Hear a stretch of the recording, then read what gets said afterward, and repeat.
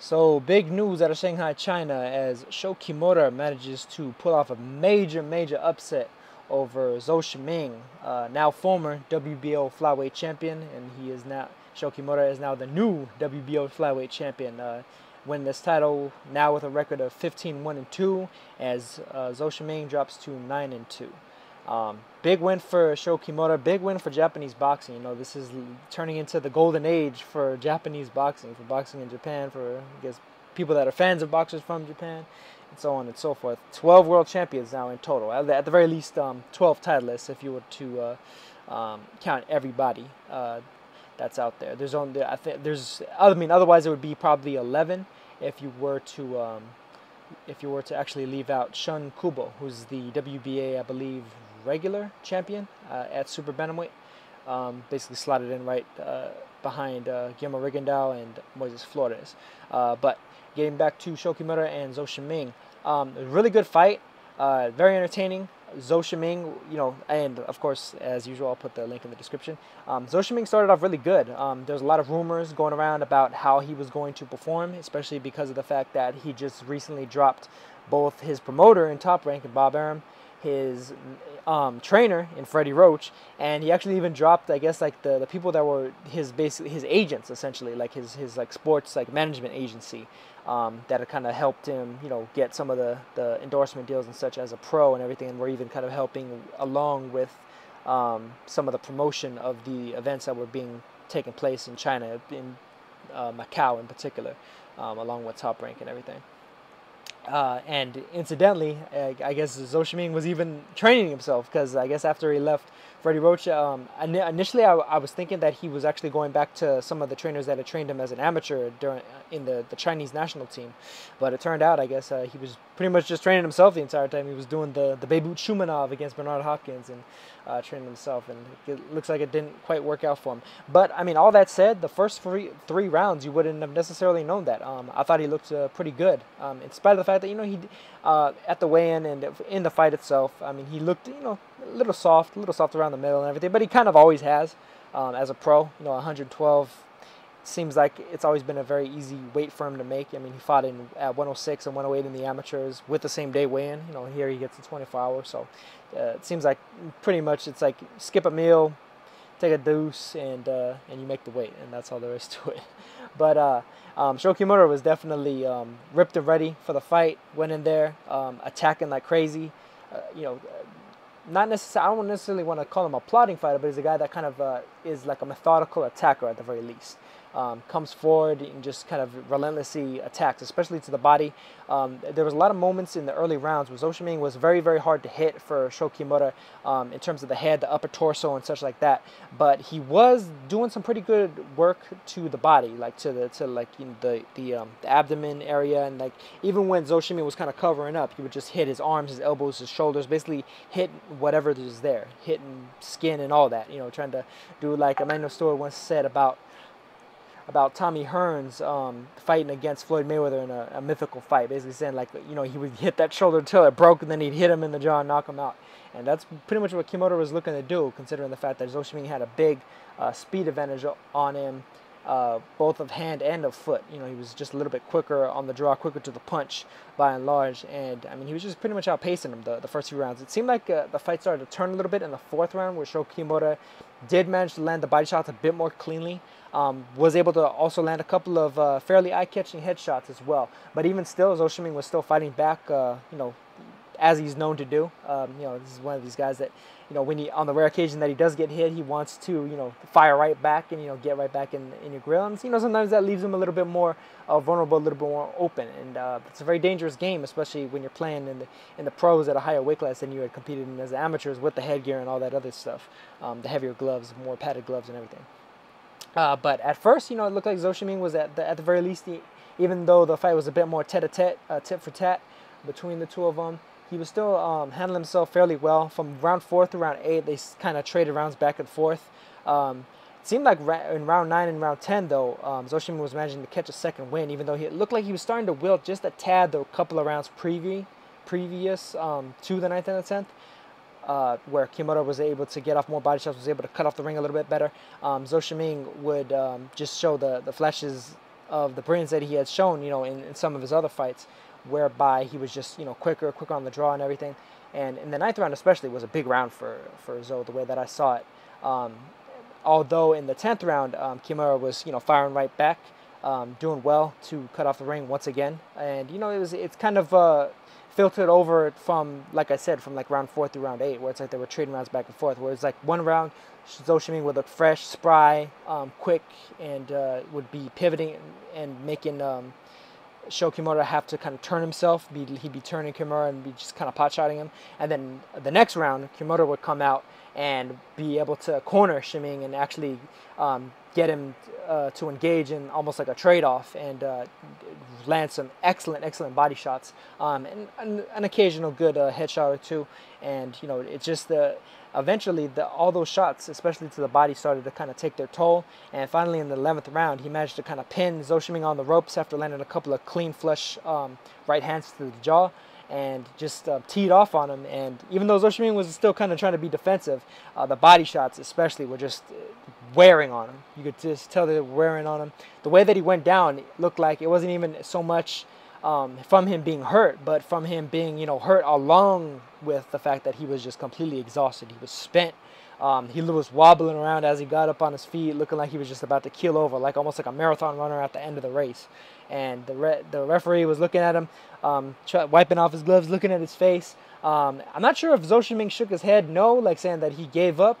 But either way, he was basically spent. It looked like it was going to be all Sho Kimura from there. I'm not sure if Zhou Shiming really had the energy, considering the fact that he had been fighting with his hands down like the previous about 5 or 6 rounds up to that point, along with the fact that his foot speed was starting to slow down a bit and the torso movement was starting to slow down in a noticeable fashion. But like I said, big win for Kimura.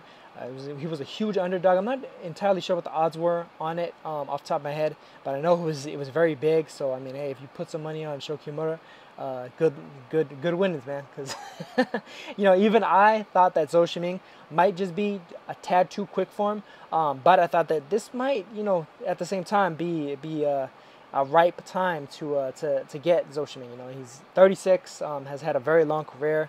Several hundred amateur fights, very rarely ever lost. I think he was only I don't even think he ever broke double digits in terms of losses in the amateurs. Shows you just how accomplished the guy was. Of course, 2 gold medals in the Olympics and a bronze. Will this possibly be the end? Maybe he'll retire.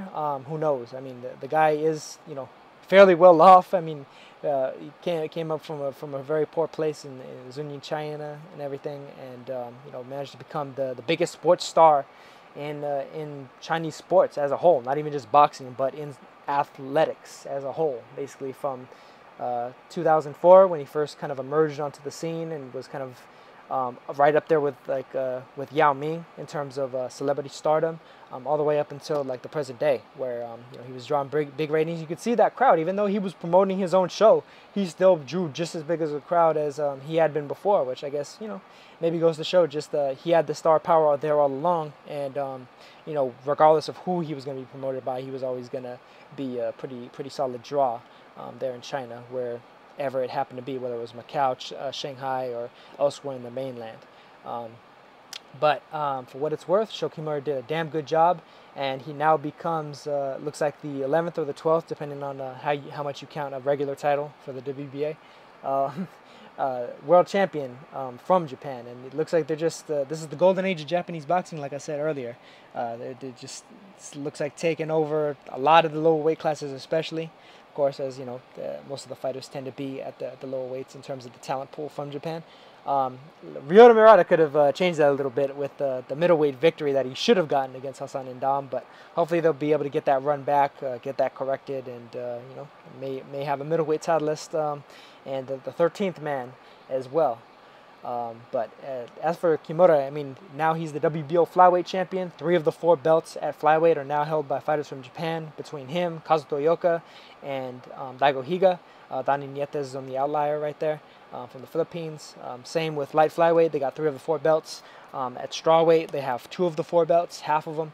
Then, of course, you got Shinsuke Yamanaka at bantamweight, Nai Inoue at super flyweight, Yukinori Oguni along with Shun Kubo at super bantamweight, and they're just doing it big, man. A lot of high quality fighters, high quality action, and even in some of these fights where these guys are just kind of squeaking by and being able to nick the title, basically, as I felt kind of Hiroto Kyoguchi was able to, as I felt that trying to think of his name now off the top of my head. Let me think. Kenshiro was able to against Ganaga Lopez. They're still doing a damn good job. That you can't necessarily say that they got any kind of gift or robbery or nothing like that. They're just doing solid work in the lower weight classes especially. And Kimura has managed to kind of add himself to that list. He's a little bit of a different style too as well. He's more of like just kind of like more of a like I guess you might say like a standard pressure fighter, like somewhere between like a Golovkin and a Kovalev, in the way he kind of like just kind of lurches forward. Not really slow necessarily though, but not the quickest guy around as well. But he isn't even necessarily like a one-punch knockout artist, but he just pressures you with high volume. And it's kind of interesting because his style actually reminds me a bit more of a lot of the fighters from Thailand than it does from fighters from Japan. Tend to, and even his trunks with the yellow and red, which tends to be like a theme from fighters from Thailand. A lot of them tend to rock yellow and red trunks. It's kind of an interesting thing to note with regard to his style and the way that he fights and everything.